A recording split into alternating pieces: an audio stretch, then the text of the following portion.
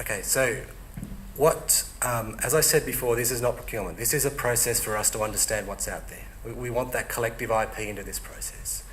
We want to understand what's in the market. We want to engage with you early, 6 months in fact, before we start to get to market formally. We want to understand what impact your technology could have. At this stage, we're interested in solutions. We don't specifically want to speak with implementers, with technology vendors. We're interested in the solutions to begin with, because at this stage we don't know what it is exactly we're going to be implementing. So we want to start with that bit. We'll talk to you more about the other bits later. So I guess where we need your help is a document would help us with that process. This is just a way for us to understand really simply, 10 pages. Send us a letter with your glossy brochure, or write us 10 pages on how you think you could impact or have an influence on what Simone spoke about earlier.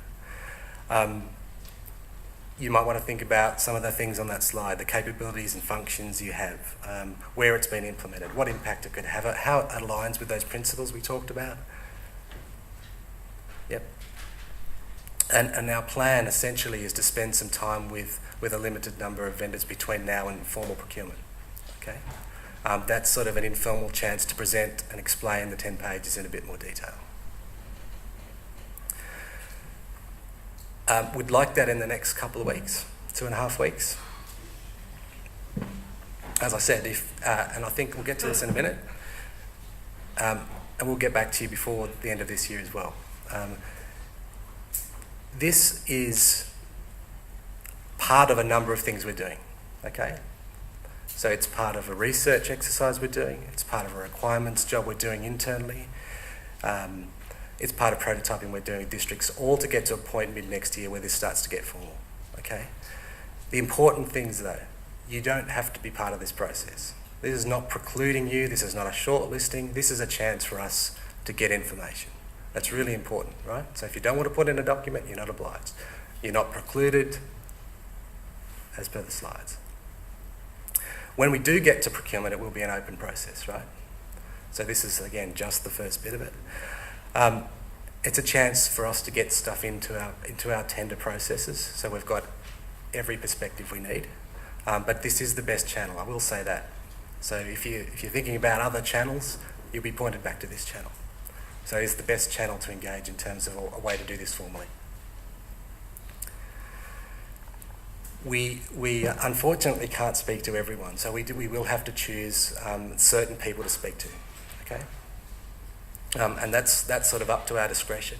There's some guides there, okay? So think about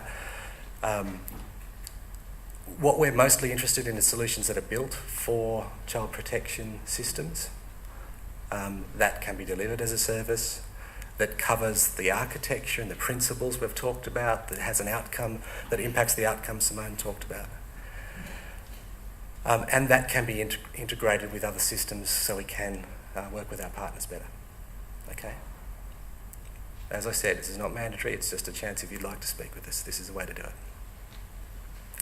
So the last thing I wanted to cover, and I'll get Arthur Megalokonomos to come up, is just to make you aware that OCM are our probity partners. So I guess any concerns come through Arthur. Yeah? I'll just get Arthur to do a couple of slides on their role as well. Yeah, okay. Look, thanks, Greg. I won't keep you very long talking about probity. I'm sure it's something you've probably heard a heck of a lot about in certainly any government projects you've done.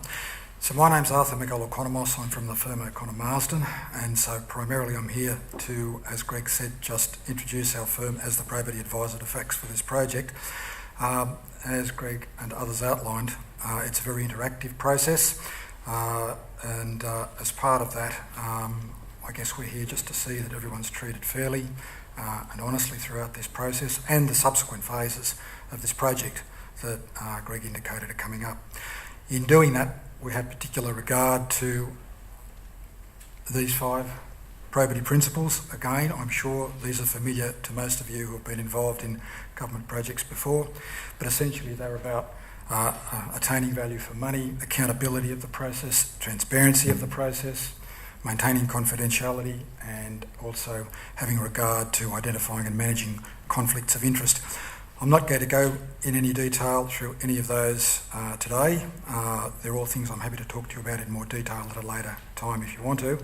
I'm just pointing out these are the main areas that we're going to be monitoring as part of our oversight of the process as a whole.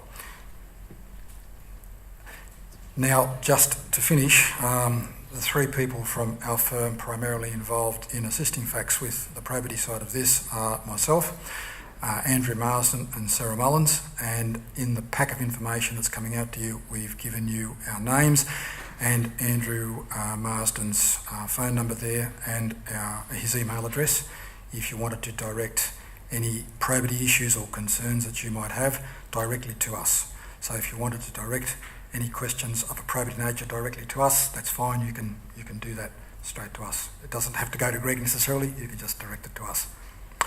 So on that note, Greg, thanks. I'll give it back to you.